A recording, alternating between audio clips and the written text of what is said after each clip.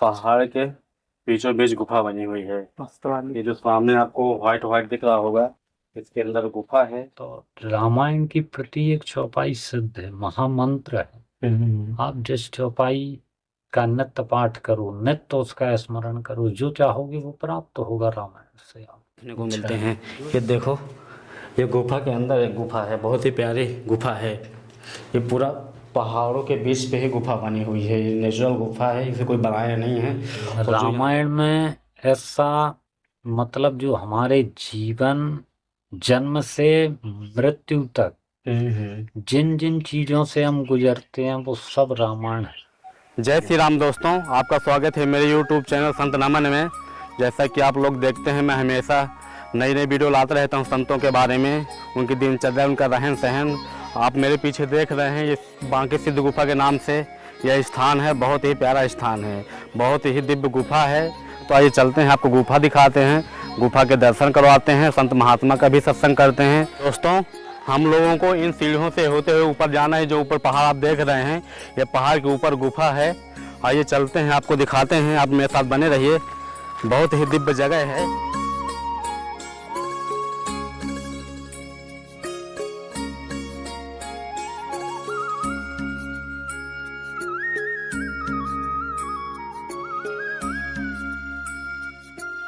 दोस्तों, हम लोग काफ़ी ऊंचाई पे आ चुके हैं। आप लोग नीचे का दृश्य देख रहे होंगे, कितना ही प्यारा दृश्य है। और ये पहाड़ है, और पहाड़ के बीचों बीच गुफा बनी हुई है। मस्त वाली। ये जो सामने आपको व्हाइट व्हाइट दिख रहा होगा, इसके अंदर गुफा है। गुफा के अंदर हम लोग चल रहे हैं, वहाँ का दृश्य दिखा रहे हैं। बहुत ही प्यारा दृश्य है, बहुत ही अच्छी गुफा है। और यहाँ के महात्मा जी का भी सत्संग कराएंगे आपको। दोस्तों, हम लोग दिव्य गुफा के काफ़ी समीप आ चुके हैं, क्या गुफा के पास ही आ चुके हैं। आप लोग देख सकते हैं, बहुत ही प्यारी गुफा है ये। तो ये बांके सिद्ध गुफा के नाम से जानी जाती है। आओ भाई, अरे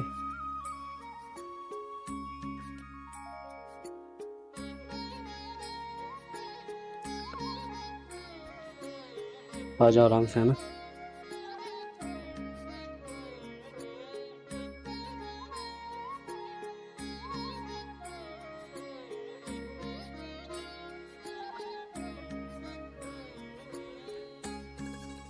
दिखा दो। दोस्तों, आप लोग देख सकते हैं, बहुत ही लंबी गुफा है। वहीं से घुमा लो चलते चलते।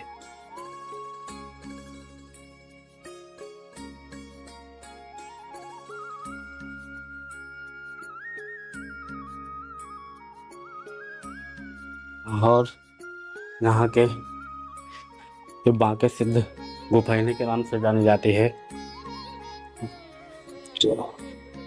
बहुत ही प्यारा स्थान है। ये महाराज जी पाठ कर रहे हैं, इसके बाद महाराज जी का आपको सत्संग करवाएंगे। दोस्तों, आप लोग देख सकते हैं, बहुत ही प्यारी गुफा है।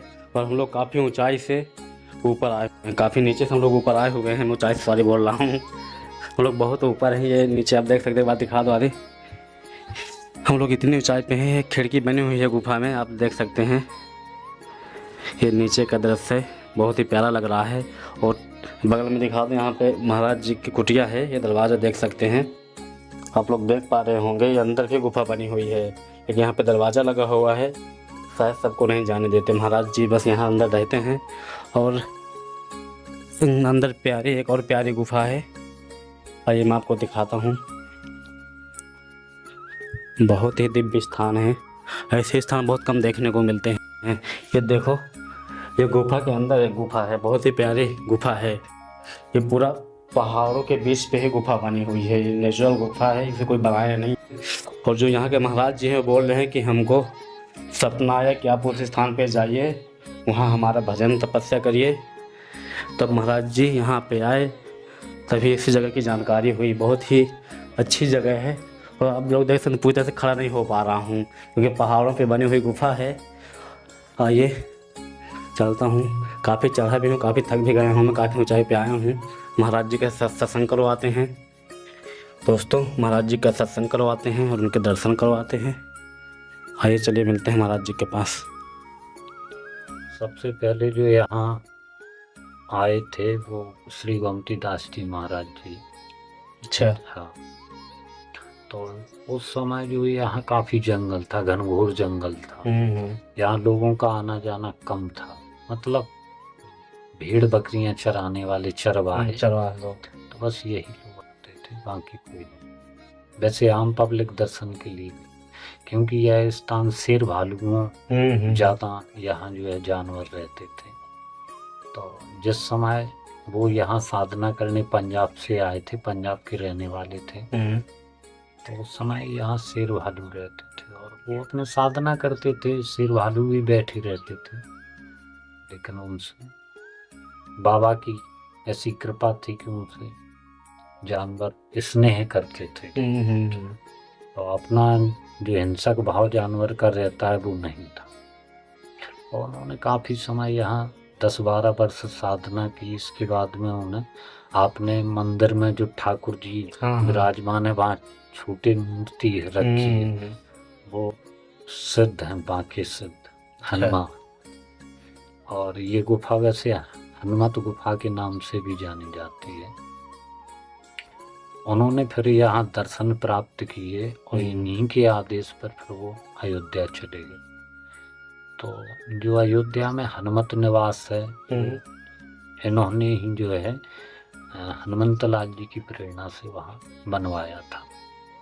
इसके बाद में यहाँ इन्हीं के समकालीन थे फक्कड़ बाबा, तो वो भी रहे रात दिन यहाँ सीताराम जंगल में करते थे, उन्हें घूमते थे, पेड़ों पे सोना, रामायण का मौखिक वाचन करते रहते थे। जिस प्रकार का भाव अभिनय रामायण में रहता था, उसी तरह का उनका भाव रहता था। और ऐसे भी इतराक संत थे कि कोई यहाँ मृतक को लेके आ गया था, बालक को। अच्छा। तो उस समय वो तुलसी के पौधे लगा रहे थे, तो लोग वहाँ पहुंचे। तो पब्लिक से दूर रहते हैं ज्यादातर संत लोग, संत महात्मा। हाँ, साधना में विघ्न होता है और चमत्कार के ज्यादा चक्कर में साधक लोग पड़ते नहीं है कि उन्हें पब्लिक ज्यादा जाने। तो भगा दिया, जाओ बोले, जाओ महाराज जी ये बालक कृपा कर दो, खत्म हो। बोले ले, बोले मिट्टी की ऐसी गोलियां बना के और दे दी। बोले अगर नहीं मरा होगा तो मर जाएगा, बोले जल्दी। और उनको खिला दी और कृपा ऐसे संत जिंदा हो गए हैं बालक। फिर जो यहाँ जो मूर्ति बैठी है फर्स्ट में ही, तो सीताराम दास जी महाराज हैं। ये भी जानकी मैया के अनन्य भक्त थे और इन पर भी ऐसी कृपा हुई कि माँ भगवती स्वयं इनको जो है एक फूले के कटोरा में खीर लेके आई। बाबा का उस दिन ग्यास का व्रत था, कुछ नहीं था, बैठे रो रहे थे, तभी बच्ची का रूप धारण करके और तो यहाँ ये तपोभूमि है, ये साधकों की, सिद्ध साधकों की तपस्थली रही। यहाँ जितने संत हुए, एक से एक संत महात्मा सिद्ध हुए, ऐसी इस भूमि का प्रताप है। अच्छा महाराज जी, आपका जन्म स्थान कहाँ पे है? हम रहने वाले दतिया के पास में गांव है। अच्छा। हाँ। तो यहाँ कैसे है आपका? यहाँ बाबा की प्रेरणा से उन्होंने ही बुलाया। एक दिन स्थान है। हाँ, एक दिन बस स्वप्न में आभास कराया था इस स्थान का। अच्छा।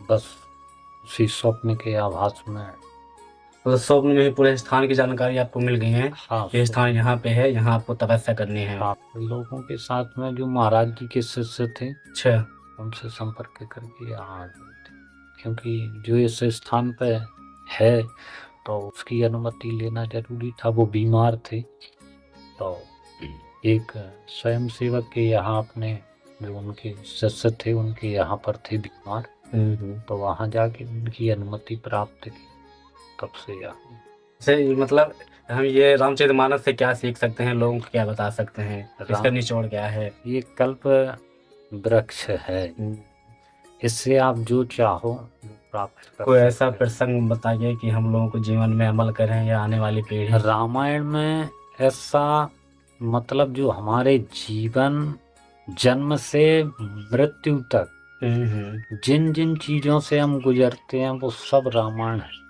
में है। हम भाई प्रेम देखें तो राम और भरत का प्रेम भी है। यदि घर परिवार में एक बहू को कैसे जीवन का निर्वाह करना चाहिए, एक पत्नी को पति के कैसा मान सम्मान और कैसे चलना चाहिए, वो भगवती जानकी जी का चरित्र। एक सेवक की तरह हनुमान जी का भी इसमें वर्णन है। भक्तों का कैसे है तो वो भी बताए। तो रामायण एक संपूर्ण जीवन है और इसलिए ये रामचरित्र है। रामचरित मतलब राम के गुणों की इसमें चर्चा है। तो राम को आदर्श बनाकर राम के जीवन को जो उन्होंने बताया है, जैसे वो चले हैं उन रास्तों पे हम चलें, उसे अपने जीवन में उतारें तो सफल है। नहीं, रामायण का पाठ तो सभी करते हैं और ज्यादातर कई लोग उदाहरण देने वाले भी समाज में मिल जाते हैं, लेकिन उसे अपने जीवन में उतारना बहुत बड़ी बात है।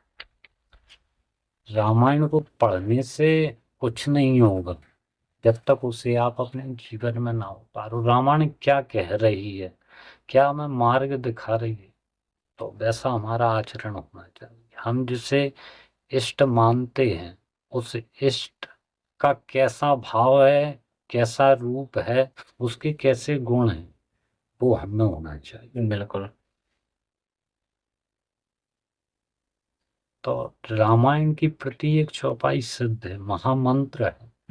आप जिस चौपाई का नित्य पाठ करो, नित्य उसका स्मरण करो, जो चाहोगे वो प्राप्त होगा रामायण से। आप अच्छा। जो इच्छा करोगे वो देगी रामायण।